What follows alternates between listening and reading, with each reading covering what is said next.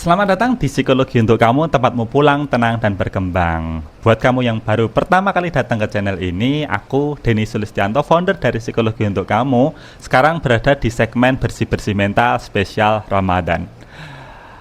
Bersih-Bersih Mental spesial Ramadan ini merupakan segmen untuk kita itu mencoba membersihkan diri menjadi pribadi yang lebih baik lagi dengan pendekatan psikologi. Pada episode kali ini kita mau belajar gimana sih cara mengenal emosi dengan lebih baik lagi dan siap untuk diproses. Karena mungkin kamu mengenal emosi itu cuma emosi yang gak nyaman-nyaman aja. Mungkin kamu mengenal, oh aku marah doang, marah, aku sedih, kecewa, itu doang mungkin. Tapi di video kali ini aku mau mencoba mengajak kamu untuk mengenal emosi dengan lebih dalam lagi. Kenapa? Contoh kayak gini. Kalau misalkan kita itu disuruh-suruh sama orang yang nggak kita kenal, kita akan lebih menolak kan dibandingkan kalau misalkan kita itu disuruh sama orang yang udah kita kenal dengan baik.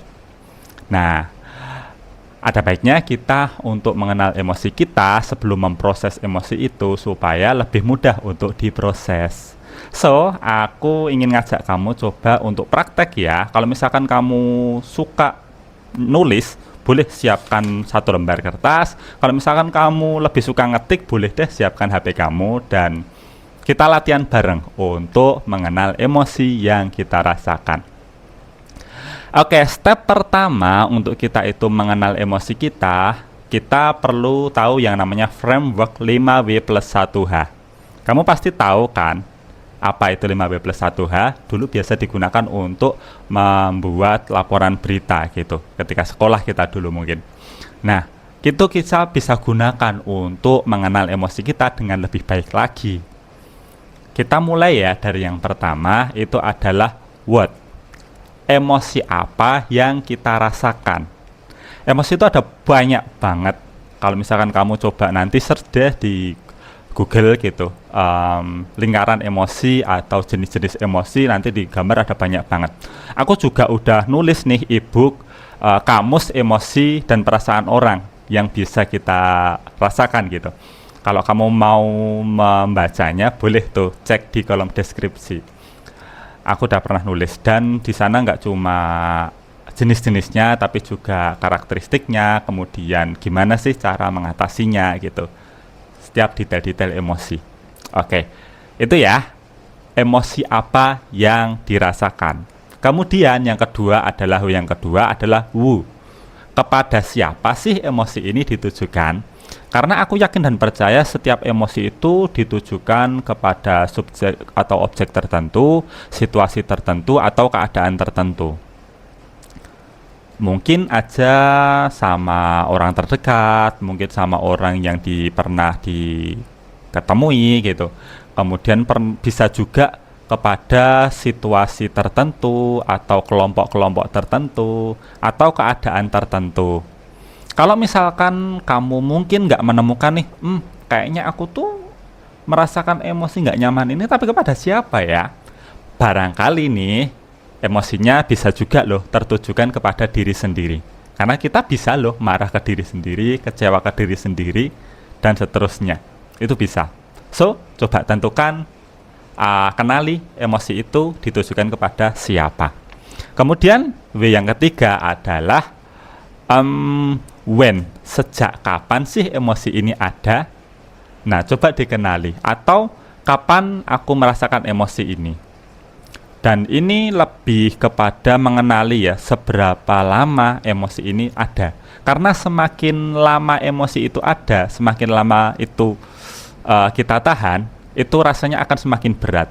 Coba bayangkan kalau misalkan kita itu membawa botol air mineral deh 600 ml gitu. Mungkin kalau misalkan semenit, 2 menit, it's okay, nggak ada masalah.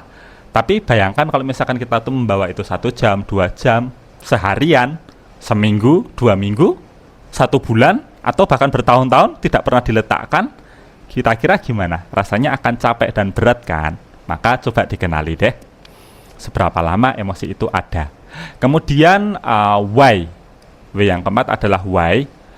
kenapa sih emosi itu ada? Atau bahasa lainnya adalah apa yang menyebabkan kamu merasakan emosi yang nggak nyaman itu? Mungkin ada kejadian-kejadian yang bikin kamu ngerasa nggak nyaman.